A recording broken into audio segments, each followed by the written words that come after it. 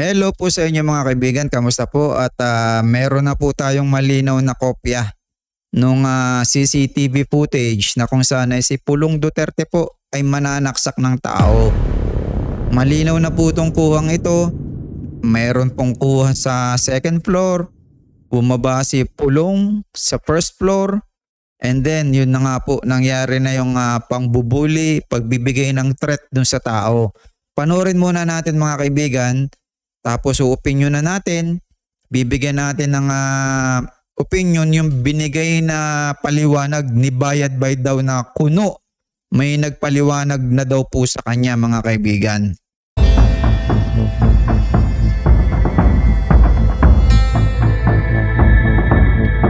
Ayan, nasa gitna po mga kaibigan si Pulong, yung table na yon na may 5 tao. Yan.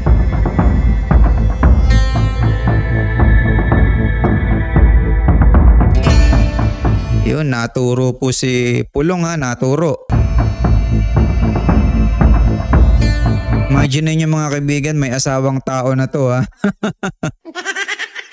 May asawa to si Pulong mga kaibigan pero nasa bar, alas 3 ng madaling araw, may katabing babae. Imagine niyo congressman niyo Alas 3 ng madaling araw, may kasamang babae, katabing babae sa isang bar.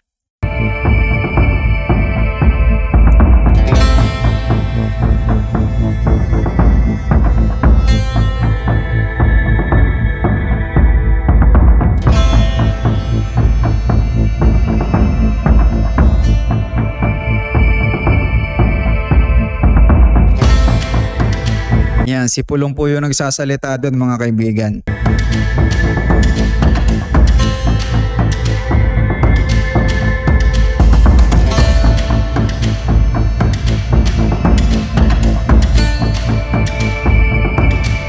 Nagsibabaan po ang kanyang mga alipores.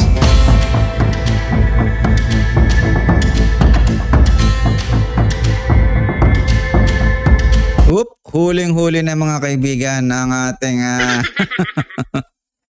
huling-huli na yung kino-complain mga kaibigan. Si Pulong po talaga, 'di ba? So kanina wala pong kasamang second floor yung video, ngayon meron na.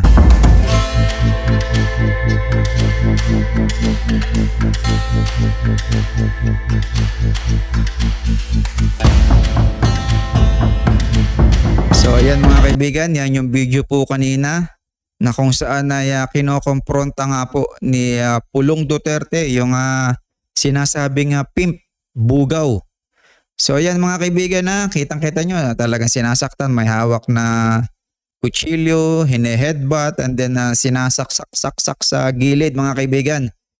Panoorin naman po natin yung video ni Bayad Bay mga kaibigan na kung saan ay ikinuwento na daw po yung pangyayaring yan sa kanya ng isang tao na hindi naman niya binanggit. Panoorin natin mga kaibigan.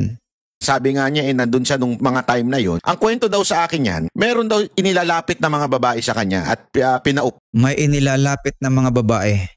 Siyempre, bilang isang public figure, hindi mo naman pwedeng sungitan. No? Sige, okay lang, inom-inom tayo. Wala naman masamang uminom. Parang after daw, pag tagal-tagal, biglang siningil si Pulong. Ayun, so may inilalapit na babae and then in-entertain naman ni Pulong. Tapos maya-maya daw siguro, nung parang siyempre, nainom yung mga babae doon, may mga ladies drink. Sinisingil daw si Pulong. Yun ang kwento ayon kay Bayad Bay. Parang something like that. Parang something like that daw. Something like that. Pinilit na, hindi, mga PR yan, mga yan. Tapos pinainom mo yan, so singiling kita, gano'n. Noon hindi daw pinapansin. Kinukwento sa akin, hindi daw pinapansin ni Pulong. Parang, sino ka ba? Pero kita nyo kanina mga kaibigan, katabi naman ni Pulong yung babae. Dinuturo-duro niya, di ba? Pasenya-senya siya. So paano hindi pinapansin? Ang labo ng kwento ni Bayad Bay, di ba? Saka syempre, si Pulong alam mo yun, shy type yun Di ba? Ayaw nga nun sa media, shy type na tao si Pulong mga kaibigan. Mahiyain yan kaya yan ay hindi para maglalabas nung kanyang angas mga kaibigan. Alam natin yon. Nakikita ko sa maraming video niya. Siya ay parang alam mo yon, talagang ang shy type. Hindi yan yung maingay na tao na katulad nung kanyang ama. Katulad ni Sara Duterte mga kaibigan. Si Pulong po ay nasa loobang kulo mga kaibigan. Tahimik nga po yan. Doon ako naniniwala na kung yung mga babae man doon ay hindi nga talagang sabihin natin pinapansin. Pero alam mo yan, may interaction naman siya. 'Di ba? Kinakawayan niya o 'di ba may kausap siya doon sa isang table niya.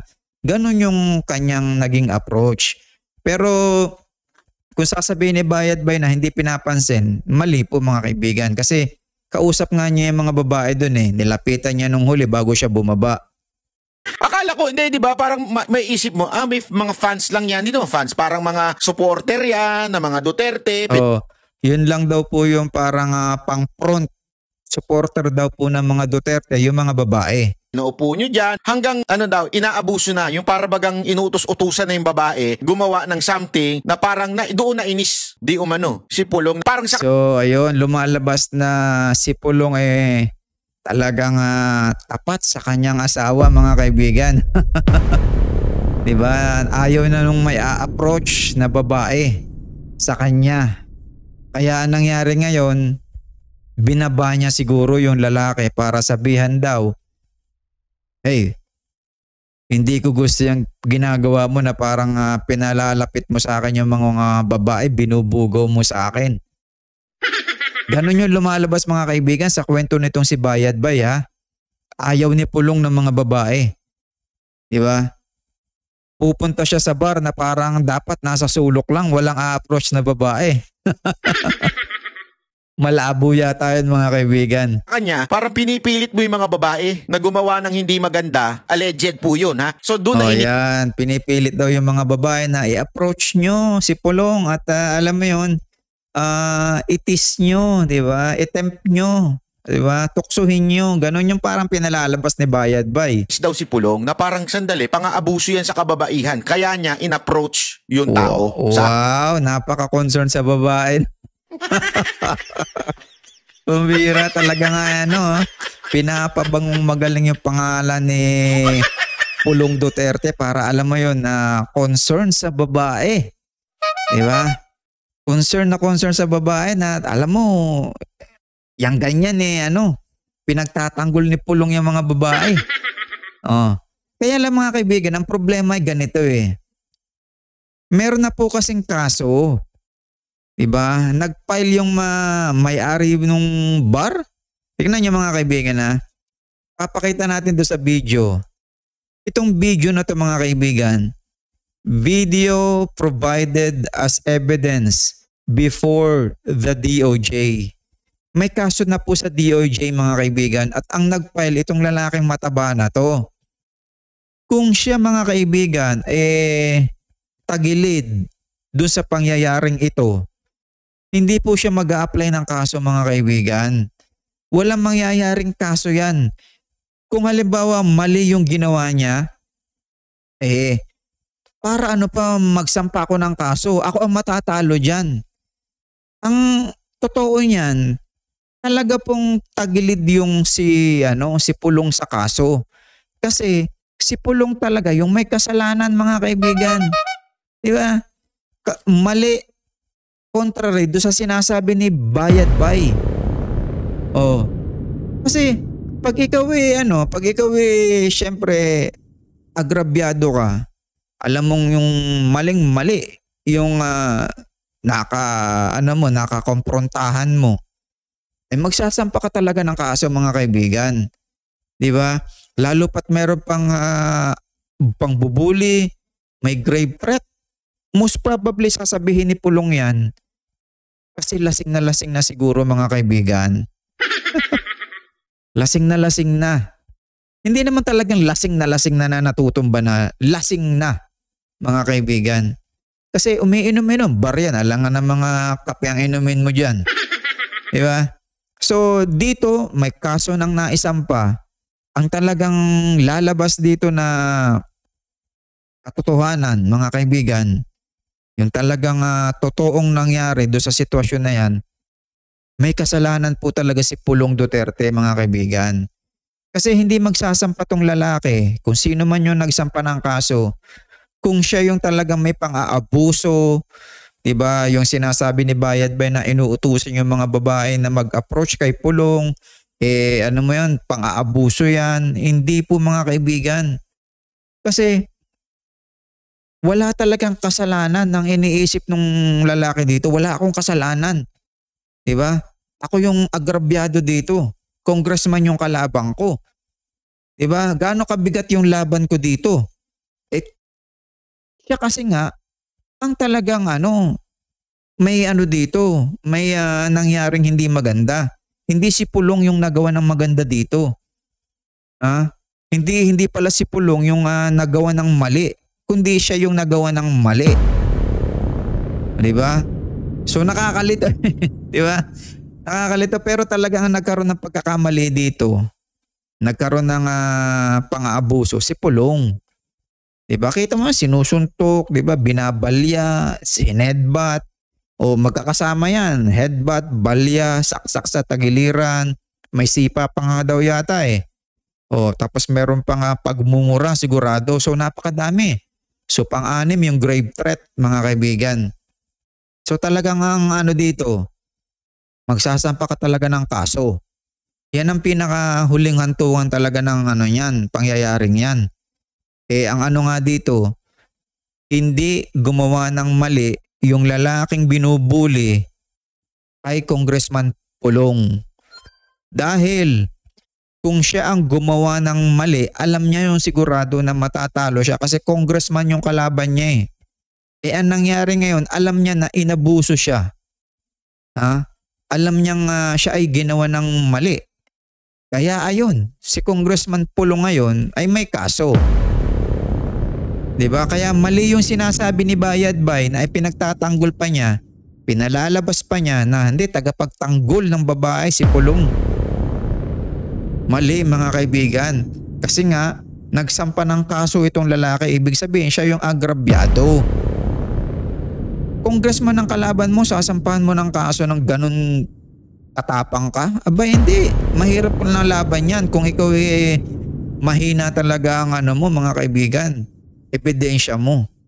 Ibig sabihin, malakas yung ebidensya niya kay Congressman Pulong. Kaya kahit ano yung pagtatanggol ni Bayad Bay na katarantaduhan mga kaibigan na kwento niya, hindi po kapani-paniwala yun. 'Di ba? So maganda dito, may kaso na si Pulong, malamang po mga kaibigan, hindi na po magiging maganda ang alam mo yun, ang image niyan. 'Di ba? Hindi na magiging katulad nung dati. Ang mga Duterte na-expose na. 'Di ba? Kung ano talaga mga katauhan ng mga 'yan. So mga kaibigan, ituloy natin yung pangalawang video na alam ko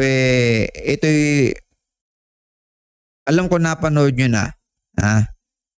Ang problema ko lang kasi dito, syempre nag-i-endorso ng mga kandidato tong si Sara Dorobo. Nag-i-endorso ng kandidato. Ipapaalala ko lang po mga kaibigan kung gaano katindi ito humingi ng pera. Department of Education is given the budget that it is requesting, we will be able to open more programs to address the learning. Hindi niya mapaliwanag yung kanyang sinasabing plano sa education. Problems of our students. So, budol na budol talaga. Initially po, lumapit na kami sa Pangulo at sinabihan ko po ang Pangulo na if you give me 100 billion, I will solve all the problems of basic education. Ayun mga kaibigan na makikita nyo, 100 billion ang hinihingi. Diba? 100 billion mga kaibigan na parang humihingi lang ng 100 piso. Kaya wag nyong kung nag-i-endorso to, kung sino mang kandidato ini-endorso nito, wag nyong iboboto mga kaibigan. Mangungurap lang yan pagka napapunta yan sa posisyon ulit. Ito pa mga kaibigan, bibigyan ko lang. Mga babala lang ha, mga babala lang ang ginagawa natin ngayon. 100 billion kay Sara. Ano tong kay Quiboloy? Alisin ang Senado, alisin ang Kongreso. Lahat ng budget, lagay sa kamay ko. Ayun mga kaibigan. Diba? Kung kay Sara, 100 billion. Ito naman mga kaibigan, ilagay ang budget sa kanyang kamay. So kutsero, diba? Nagbebenta din tong kutsero mga kaibigan. Lahat ng pera ng Pilipinas, 5.6 trillion, ilagay sa kamay ko. Yan, kita nyo ha. Sila lagi involved, lagi ang pera pagka sila kung may alam mo yun, may ipagagawa sa kanila, kailangan pera nyo muna, bibigay nyo muna ang pera sa amin. Di ba? Kailangan na yung napakalaking pera ang mahawakan namin at gagawin namin lahat ng mabuti dyan. Di ba mga kaibigan? Ganyan yung utak ng PDP. Di ba? Mga talagang hudas, linta, di ba mga garapata. Ganyan po ang mga lahat ng nasa PDP mangyayaring ganyan ang iaasta nila mga kaibigan. Kay Sara 100 billion, kay Quiboloy ibigay lahat ng pera, tanggalin niyang Kongreso, tanggalin niyang Senado. Ako ang mamumuno, ako ang hahawak ng pera. Ang kapal ng mukha mga kaibigan. Mahirap pagkatiwalaan ng pera tong demonyong to. Kita mo pagmumukha hindi katiwa-tiwala. Di ba? Yan ang mukha ng mga tao sa Davao na mga walang hiya. Di ba? Ang kakapal ng mukha mga kaibigan na talagang yan. Mga matatawag na nating mga loko-loko sa pera. Di ba? Ito pa, dagdagan pa natin isa pa tong problemang ito. Itong taong ito na ngayon ay nagmamakaawa, ipinamumuka sa publiko na siya ngayon ay parang alam mo yun, nahihirapan sa buhay, inaapi. Ganyan po ang ipinakikita ngayong karakter ni Bato de la Rosa sa kanyang sarili. Na siya ay nakakaawa, alam mo yun, naaapi na, di ba? Nahihirapan na. So tingnan natin mga kaibigan, panurin natin yung kanyang sinabi dito. Umapila sa inyo na sa panahong ito, sa panahon ng kagipitan, sana tayo magkakaisa. Paano sa panahon ng kagipitan, ikaw nga yung pumatay ng napakaraming tao? Ikaw yung pumatay ng napakaraming tao. To sabihin na natin 6,000 lang. Imaginein mong napatay mo 6,000. Walang iya talagang mga demonyong tao to. Diba? Sa panahon ng kagipitan parang tulungan nyo naman ako. Diba? Kailangan ko yung suporta nyo, kailangan ko yung boto nyo para yung boto nyo gagawin ko yung kalasag para hindi ako mabigyan ng parusa doon sa kasalanan ko. Ganyan yung ipinamamata sa inyo ni Bato de la Rosa. Diba? Kaya huwag kayong maniniwala dito. Kung pwede pa nating ibagsak ito, ibagsak natin ito. Ang ipasok natin si Benhur Abalos mga kaibigan. Diba? Tanggalin nyo yan si Villar, tanggalin nyo yan si Aimee, yan si Wirely Villame. Ang ipasok po natin ay si Benhur Abalos para takbuhan ng mga kriminal. Mahahabol to ni Benhur Abalos na maipakulong ito kahit dito sa Pilipinas mga kaibigan. Diba? Huwag nating hahayaang maupo ito. Diba?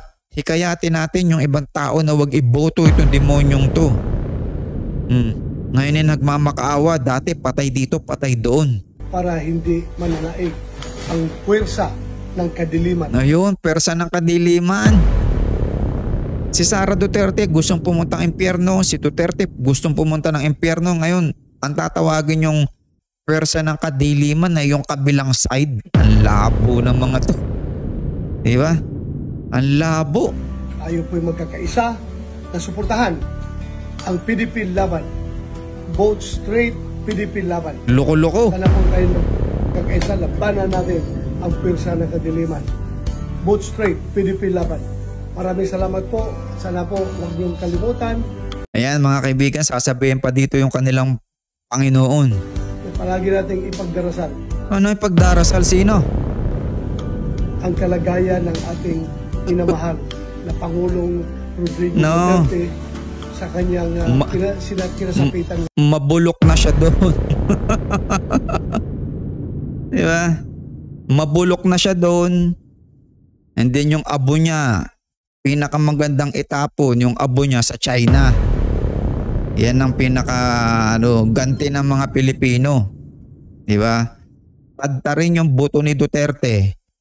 Paghiwa-hiwalayin, ibigay kay Xi Jinping, ibigay dun sa Chinese premier, and then ibigay dun sa Chinese spokesperson. Pagbibigyan nyo na buto ni Duterte.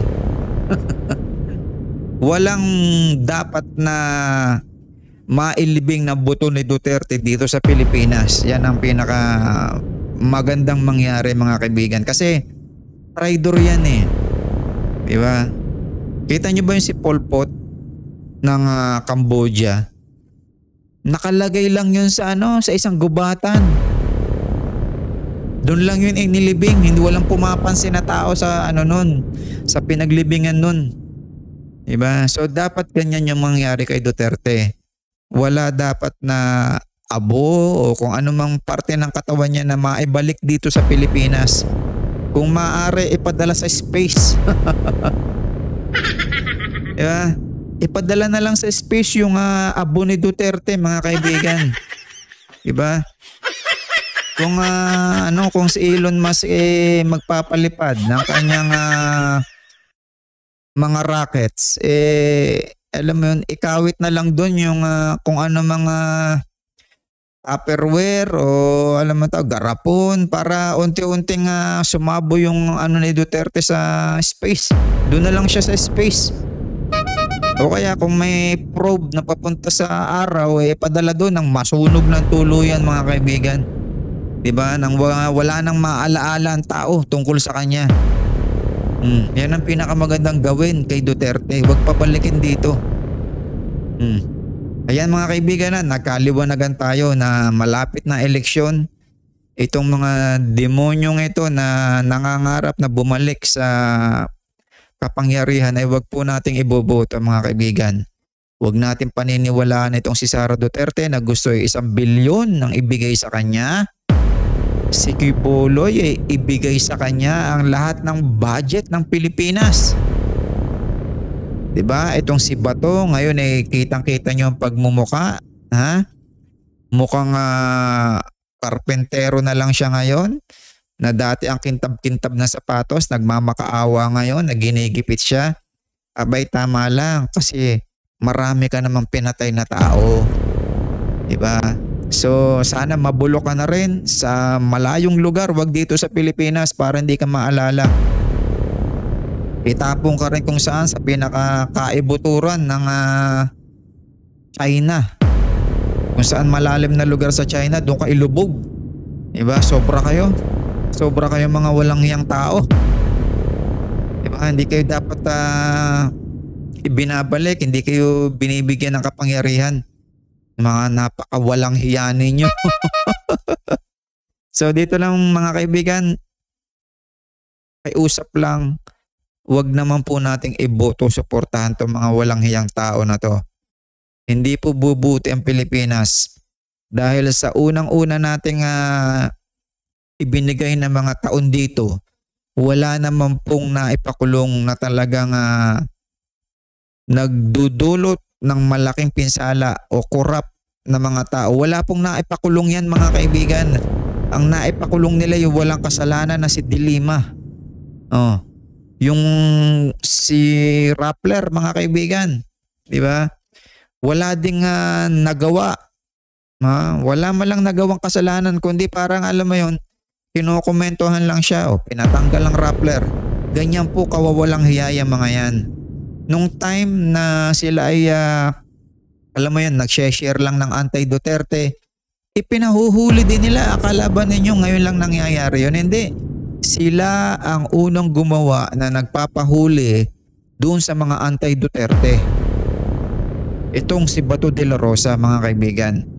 Kaya kung sino man yung nag-share ngayon ng anti-Duterte o anti-BBM, walang problema. Kasi sila naman ang una talagang gumawa noon. At yun ay ipinatutupad lang ngayon ng gobyerno. Oh. Diba? Ganun lang yan. Take your own medicine. Oh. So hanggang dito lang mga kaibigan. Maraming salamat sa panonood. Huwag po natin suportahan itong mga walang hiyang tao, itong mga siraulong tao ito. Mga kaibigan, huwag natin suportahan. Burahin natin sa isip ang pangalan ng mga yan. Maraming salamat sa inyo mga kaibigan. God bless.